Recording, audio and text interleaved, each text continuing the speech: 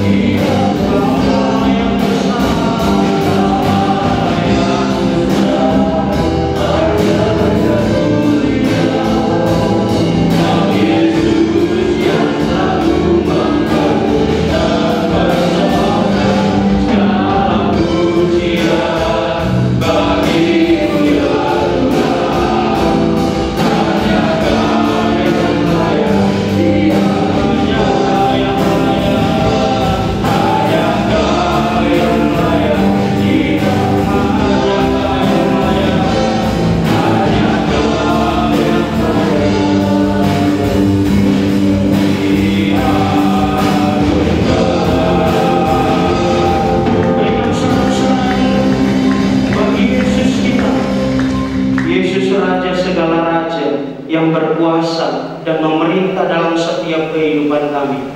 Dan pada pagi hari ini Tuhan, kami siapkan hati kami siapkan pikiran kami siapkan hidup kami, dan kami beri hidup kami untuk kami boleh dikuatkan dan diteguhkan oleh kebenaran firman-Mu. Berfirmanlah Tuhan kepada setiap kami, dan kami rindu Tuhan Engkau berkata-kata secara pribadi kepada setiap kami. Terima kasih Bapa di surga, terima kasih Allah kami, di dalam nama Yesus, haleluya, amin. Saya persilakan Bapak Ibu pelayan-pelayan Tuhan untuk kembali.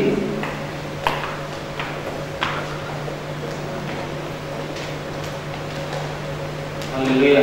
Salam. Salam, selamat pagi. Haleluya. Sekali lagi salam. Sama-sama kita berkata salam sambil kita melambaikan kedua tangan kita, amin. Saya menyapa kita semua pada pagi hari ini. Salam. Haleluya. Allah kita adalah Allah yang luar biasa, amin. Allah yang turut bekerja di dalam setiap aspek kehidupan kita. Apapun yang terjadi di tengah dunia ini, apapun yang terjadi di tengah bangsa ini, kekacauan, keributan, bahkan masalah, problem boleh terjadi di sana sini, tetapi Dia adalah Allah yang tetap turut bekerja untuk mendatangkan kebaikan dalam hidup kita. Haleluya.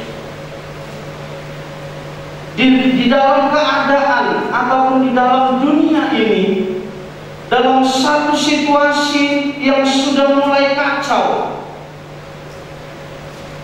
seharusnya orang-orang semakin banyak mendekatkan diri kepada Allah. Seharusnya semakin banyak orang berbalik dari jalannya yang jahat kepada kebenaran firman Tuhan. Tetapi di dalam dunia yang kacau ini, di dalam momen ataupun waktu yang terjadi akhir-akhir ini, orang justru semakin membuat ataupun menambah kekacauan itu. Mulai menyesatkan, mulai mengeluarkan ide-idenya yang benar-benar berlawanan ataupun bertentangan dari kebenaran firman Tuhan. Itulah yang terjadi di dalam kehidupan bangsa Israel pada waktu itu. Tatkala mereka dipimpin oleh Allah, kehidupan di sekeliling mereka menyembah berhala. Seharusnya orang-orang yang ada di sekeliling bangsa Israel menyembah berhala, mereka harus semakin giat, semakin setia kepada Allah. Tapi justru sebaliknya, mereka justru mengikuti apa yang dilakukan oleh orang-orang yang ada di sekitarnya. Demikian juga di dalam kehidupan kita saat ini, dan apa yang terjadi di bangsa kita ini juga. Dengan segala keadaan, dengan segala problem yang terjadi, makin banyak orang yang menjauh dari perkumpulan, makin banyak orang yang menjauh dari Tuhan. Ya, dengan alasan 1, 2, dan 3 lain hal, jaga jarak dan lain-lain. Memang keadaan saat ini membuat kita mulai harus berpikir dewasa dan bersikap dengan dewasa. Kalau kita tidak mengambil satu sikap untuk kita mendekatkan diri kita dengan pribadi Sang Pencipta, maka kita akan semakin menjauh. Bapak Ibu, pada pagi hari ini kita akan belajar tentang kebenaran firman Tuhan, yaitu di dalam Efesus pasal yang keempat, ayat yang ke-11. Minggu lalu ayat ini sudah dibacakan, tetapi pada pagi hari ini kita akan bacakan secara bersama-sama. Efesus pasal yang keempat, ayat yang ke-11. Kita baca bersama-sama di dalam hitungan yang ketiga. 1, 2, 3 ya. Dan dialah yang memberikan baik rasul-rasul maupun nabi-nabi, baik pemberita-pemberita Injil maupun gembala-gembala.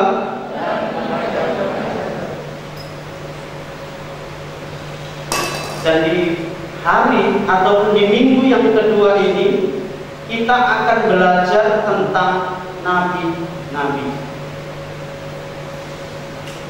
Kalau berbicara tentang nabi-nabi, kita tidak bisa lepas dari kehidupan bangsa Israel.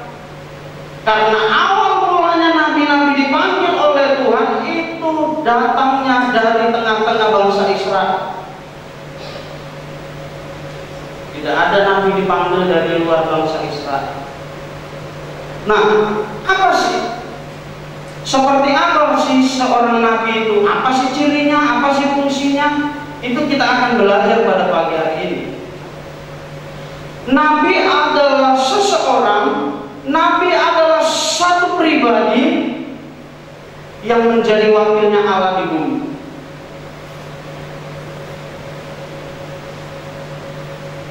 Pada zaman dahulu, pada zaman perjanjian lama, Allah memerintah sepenuhnya atas Israel,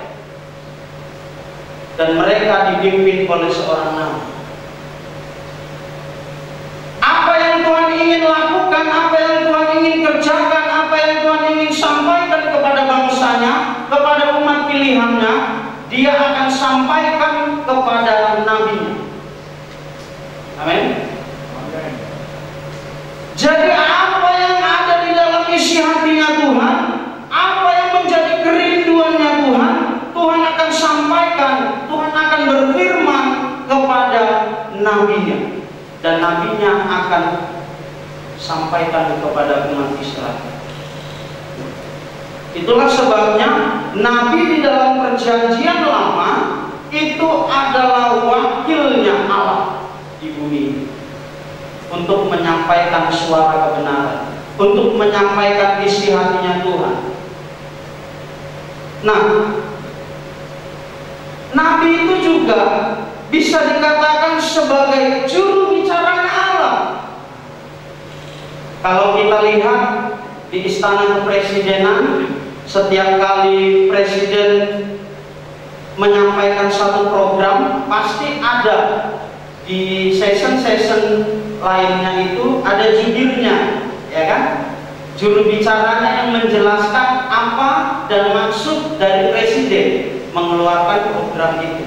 Jadi bisa dibilang jubirnya inilah yang akan mensosialisasikan program dengan bahasa sederhana, dengan bahasa yang bisa diterima oleh masyarakat. Ini juga lah yang diperankan oleh seorang nabi. Nabi yang Tuhan panggil, nabi yang Tuhan pilih untuk menyampaikan isi hatinya Tuhan, dia berlaku sebagai juru bicaranya. Jadi kalau ngomong tentang juru bicara, berarti apa yang disampaikan oleh Allah itu juga lah yang akan disampaikan oleh juru bicara. Nggak ada ceritanya itu saya nyuruh seseorang sampaikan kepada si A begini. Nggak mungkin dia itu akan menambahi ataupun mengurangi ataupun memanipulasi pesan yang harus disampaikan. Tidak ada sejarahnya seperti itu. Itulah sebabnya fungsi dari seorang nabi ini sangat besar. Peranan dari seorang nabi di dalam perjanjian lama sangatlah kental dalam kehidupan bangsa Israel.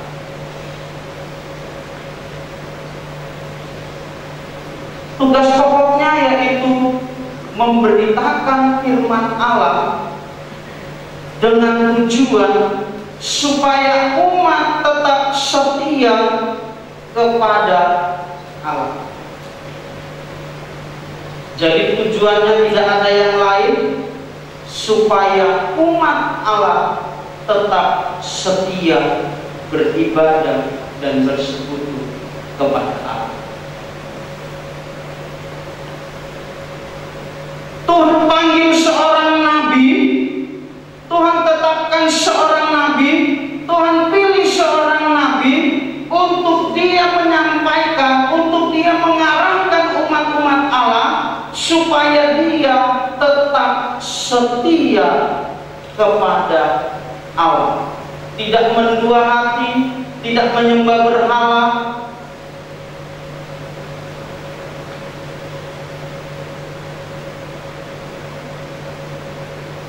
Seorang nabi juga dia dipercayakan Tuhan untuk meramalkan masa depan. Mungkin bahasa meramalkan ini lebih kepada hal-hal mistik ya. Jadi bisa saya katakan Tuhan percayakan kepada seorang nabi untuk melihat, amin, untuk melihat apa yang akan terjadi di masa depan. Tuhan izinkan seorang nabi, Tuhan percayakan seorang nabi untuk melihat keadaan apa yang akan terjadi di masa depan. Itulah saya katakan tadi, sangat besar dan sangat penting peranan seorang nabi, terutama di dalam perjanjian lama. Nah, ciri nabi yang ada di dalam perjanjian lama itu seperti apa?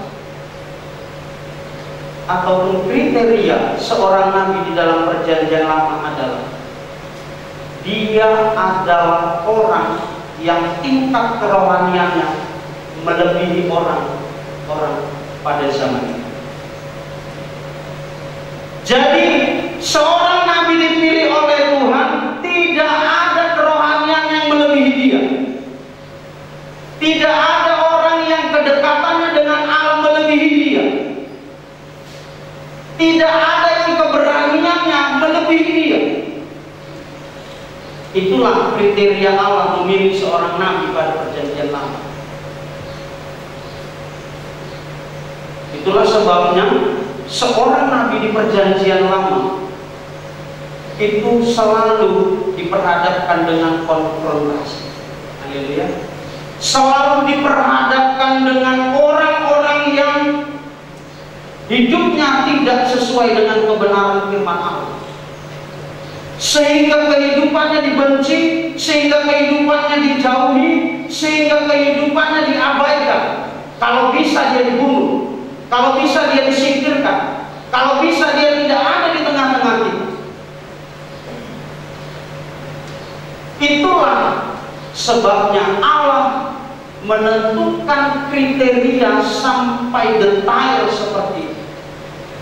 Dia memiliki tingkat kerohanian di atas rata-rata, melebihi orang-orang sejamannya. Dia memiliki tingkat keberanian, hidup di dalam kebenaran, melebihi orang-orang yang ada di zamannya.